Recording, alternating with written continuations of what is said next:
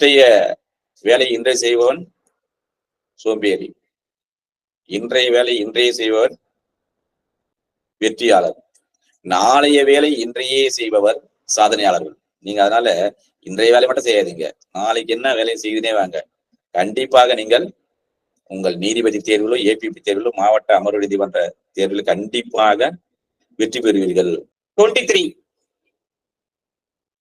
Of specific relief act பார்ப்போம்.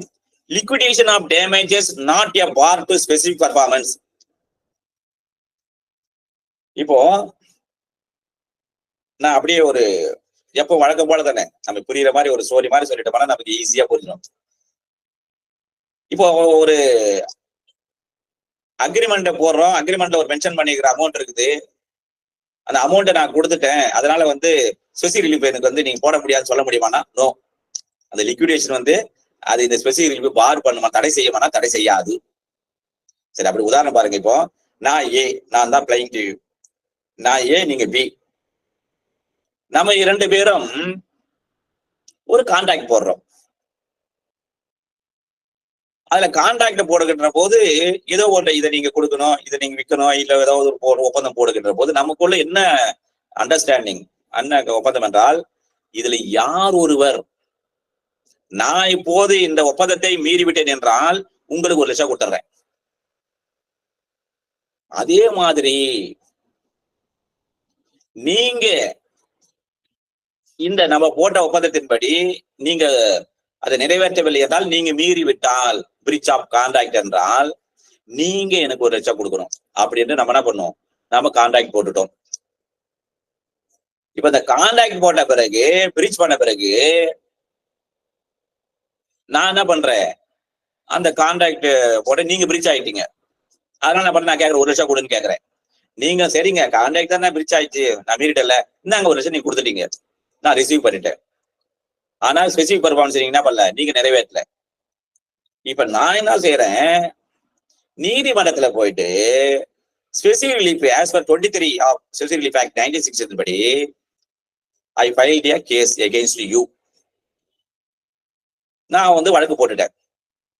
நீ இங்க என்ன பண்ண, உங்களுக்கு நோட்டீஸ் வந்துடுது நீதிமன்றத்துக்கு, ஐயா கஜேந்திரன் அவர்கள் உங்களுக்கு எதிராக இந்த லிக்விடேஷன் அமௌண்ட்டும் வாங்கிட்டாரு, இப்ப ஸ்பெசிபிக் ரிலீஃப் போட்டிருக்காரு, அதனால நீங்க நீதிமன்றத்துக்கு பதில் சொல்லுங்க அப்படின்னு உங்களுக்கு notice served from the court to appear on so and so date so and so so.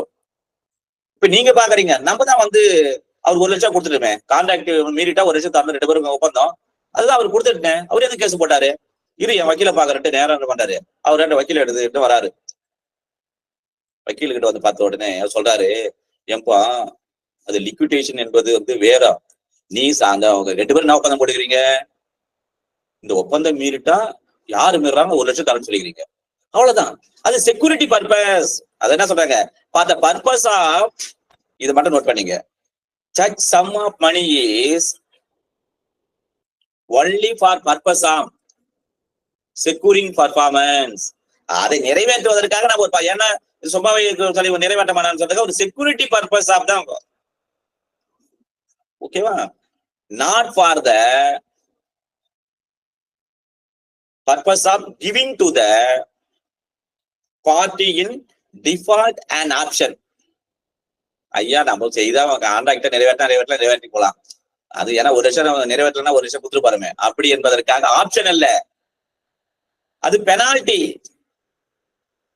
Because you are not complying the conditions of the contract for which you are paying the penalty, that's all. It will not bind me to file a case against you as per specific performance.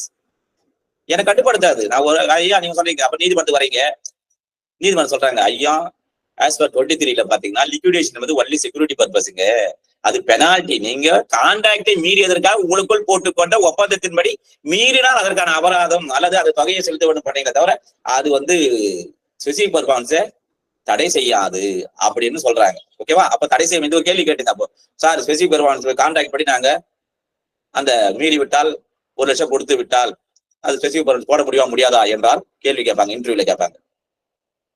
போட முடியும், it is only for security purpose and also it is a penalty. அப்படின்னு போட்டு இது ஒரு question கண்டிப்பா வருவதற்கு வாய்ப்பு இருக்கு. செக்ஷன் 1. செக்ஷன் 2 பாருங்க. இதுக்கான கேள்வி, when enforcing specific performance under this section, the court shall not also decree payment of sum so named in the contract.